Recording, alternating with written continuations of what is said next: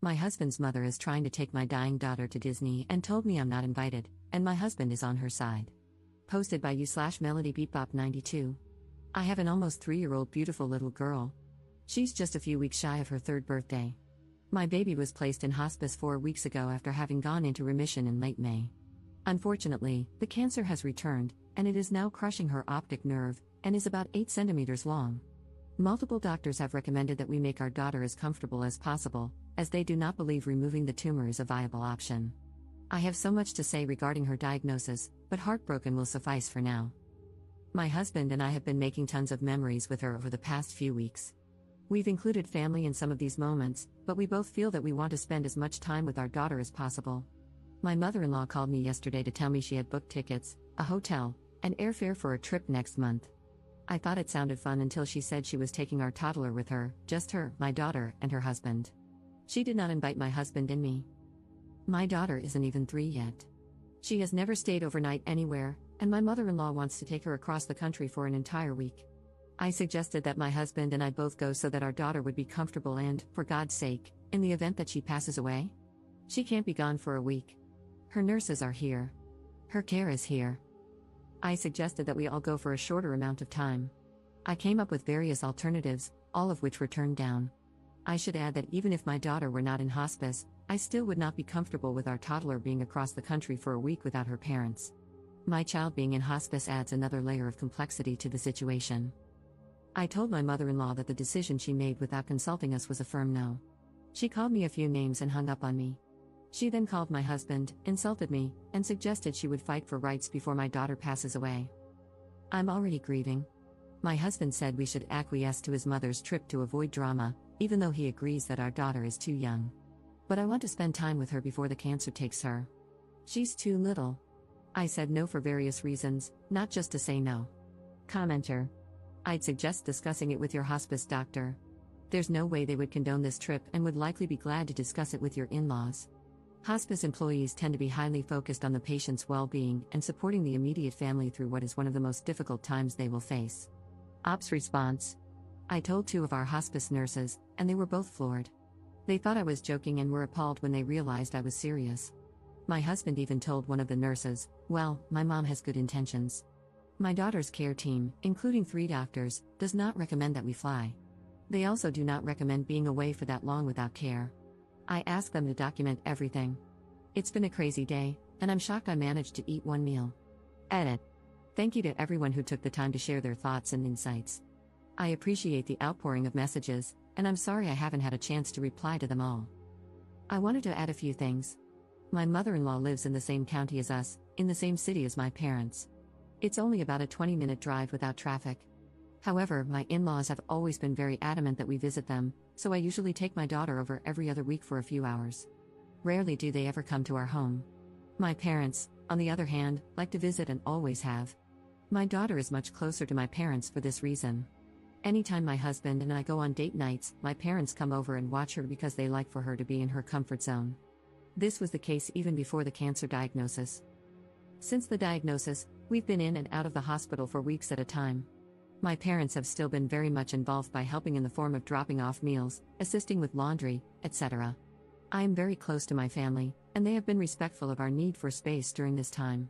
I think my in-laws may be experiencing guilt because they haven't made much of an effort to visit us, see us, or accommodate us. It's always about what I, their daughter-in-law, can do for them. I have always felt like an incubator who's just there to facilitate a relationship between them and my child. Also, to add, I am set on distancing myself as much as possible. I've cut off contact with my mother-in-law and do not want her around after this fiasco. I've completely blocked her from my phone and communicated this to my husband. He is sad but says he understands. A few of you mentioned that this was an eye-opening situation, and it really has been, on many levels. Second edit. I saw various comments about my mother-in-law possibly wanting to take my child on a trip to get her alternative treatment. My mother-in-law planned to take my child to Disney World in Florida, which is across the country from where we live. She lives in the same state, in the same county as us. My husband and I have taken our child to Disneyland a few times in her life, most recently once. Going for 1 day was exhausting, and my daughter was completely spent afterward. I can't imagine my daughter handling Disney World for more than a day, but also, I would like to be there for the trip. Even if my child weren't dying, I still wouldn't be comfortable with her going without me. It's such a bizarre situation. My mother-in-law isn't one for alternative treatments, and I haven't outright asked her, but at this point, I wouldn't be shocked. Either way, my child isn't going anywhere with her, supervised or not.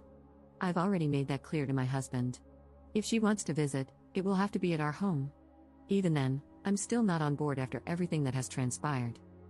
I've been thinking really deeply over the last few months, but even more so in the last 24 hours. I don't know how I can continue being part of this family. I'm trying not to think too far ahead, but I'm seriously doubting whether I can continue in this marriage. Thank you again, everyone. Third edit. I'm really close with my family, specifically my mom and aunt. They know the wishes I have for my daughter. My husband and I argued for a good week about where our daughter should be buried. It was awful. He wanted her buried with his grandma, where his parents and he will be buried. I wanted her buried at the cemetery where my grandparents are buried and where I plan to be buried.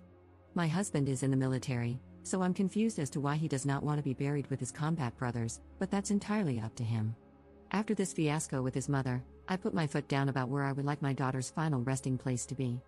I just never thought there would be so much back and forth about where she will be buried, the week-long trip we weren't invited on or consulted about, and acquiescing to his mother's wishes. A crap show, to say the least. I love my husband, but I am appalled by his behavior. I should also add that my family was very supportive of where I wanted my daughter to be buried when the topic came up. They even said she could be buried wherever we want because it's not their choice. I even entertained cremation just to try and come to a middle ground of sorts. I didn't even want to discuss burials and cremation until I absolutely had to. I've been avoiding it. Now it feels morbid to discuss because my daughter is still alive.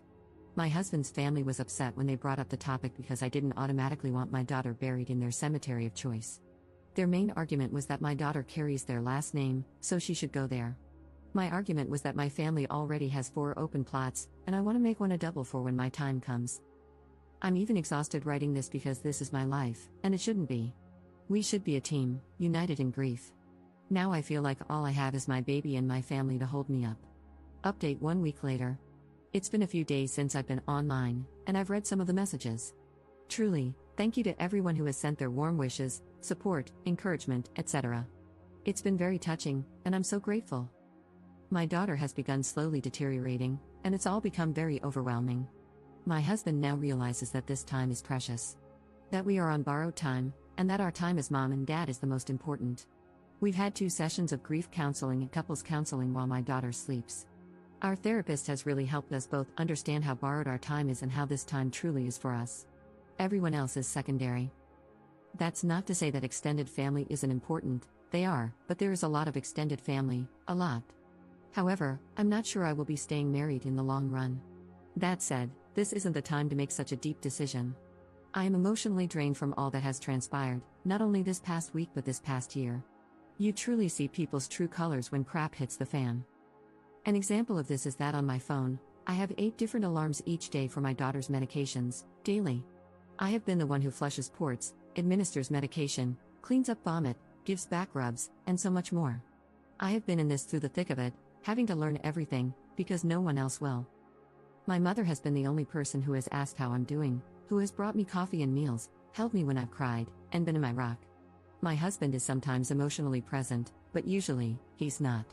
Other than my mother, I have never received a text from any other family member asking how I'm doing or how they can help. Like I said earlier, I see everybody's true colors. My focus right now is my baby.